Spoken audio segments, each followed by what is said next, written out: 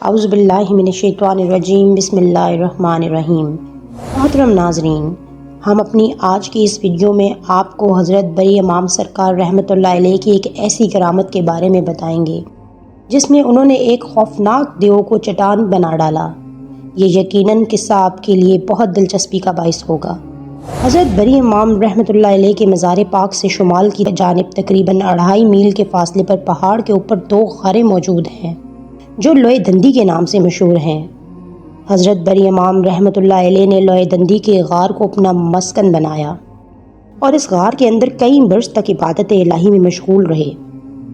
حضرت بری امام رحمۃ اللہ علیہ کی یہ عبادت گاہ آج بھی موجود ہے اور زائرین اس کی زیارت کے لیے جاتے ہیں اور آپ رحمۃ اللہ علیہ کی زندہ کرامات کو دیکھتے بھی ہیں۔ لوئے دندی کے اس غار میں عبادت کے دوران ایک بدبخت شیطان دیو آپ رحمۃ اللہ علیہ کی عبادت میں خلل پیدا کیا کرتا تھا۔ آپ رحمۃ اللہ علیہ نے اس دیو کو کئی مرتبہ اس کی شیطانی حرکتوں سے منع کیا مگر وہ باز نہ آیا۔ ایک روز آپ رحمۃ اللہ علیہ نے جلالی کیفیت میں اس دیو کو پٹخ کر چٹان کے ساتھ دے مارا۔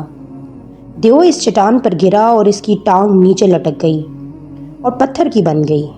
اس دیو کے پاؤں کے آثار آج بھی لوئے دندی کے غار کے باہر موجود ہیں اور اس پاؤں سے پانی کے قطرے بھی ٹپکتے ہیں۔ یہ بھی کہا جاتا ہے کہ اس دیو کا پورا ڈھانچہ، اس کی شبیہ چٹان کے اوپر باقاعدہ طور پر کند ہے۔ اس کے علاوہ لوئے دندی کے اس غار کے باہر دیگر جانور بھی پتھر کے موجود ہیں جس کے بارے میں مشہور یہ ہے کہ یہ بھی آپ رحمۃ اللہ علیہ کی عبادت میں خلل پیدا کیا کرتے تھے اور آپ رحمۃ اللہ علیہ نے انہیں بھی پتھر کا بنا دیا۔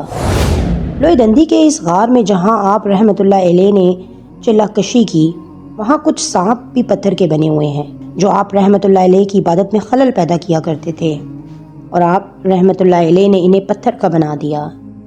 لوئے دندی میں حضرت امام بری سرکار رحمۃ اللہ علیہ کی چلہ گاہ میں پتھر کی ایک کرسی بھی موجود ہے جس کے بارے میں یہ مشہور ہے کہ آپ رحمۃ اللہ علیہ اس کرسی پر بیٹھ کر عبادت میں مشغول رہتے تھے۔ حضرت بری امام رحمۃ اللہ علیہ کی چلہ گاہ لوئے دندی کے غار کا دہانہ بہت تنگ ہے اور آدمی مشکل سے اس میں داخل ہوتا ہے۔ غار اندر سے جا کر قدرے کشادہ ہو جاتی ہے اور آدمی اندر کھڑا اور بیٹھ سکتا ہے۔ حضرت بری امام رحمۃ اللہ علیہ جس زمانے میں اس غار میں چلہ کشی میں مصروف رہے اور اس وقت اتنی اونچائی پر اتنے مشکل حالات کے باوجود آپ رحمۃ اللہ علیہ کئی برس تک بغیر کھائے پیے وہاں موجود رہے۔ آج کے دور میں جانے والے زائرین کو یہ بات حیرانی میں مبتلا کر دیتی ہے۔ یہ منظر اور حضرت بری امام سرکار کی کئی زندہ کرامات لوئے دندی میں آج بھی موجود ہیں۔ ان کو دیکھ کر زائرین کے دلوں میں حضرت امام بری رحمۃ اللہ علیہ کی عظمت مزید بلند ہو جاتی ہے۔ لوئے دندی کے دوسرے غار میں جو کہ آپ رحمۃ اللہ علیہ کی چلہ والی غار کے باہر بالکل نیچے واقع ہے، اس غار میں آپ رحمۃ اللہ علیہ کبھی کبھار آرام کی غرض سے تشریف فرما ہوا کرتے تھے۔ اب اس غار میں آپ رحمۃ اللہ علیہ کے ملنگ رہتے ہیں اور یہاں اب زائرین کے لیے لنگر کا انتظام ہوتا ہے۔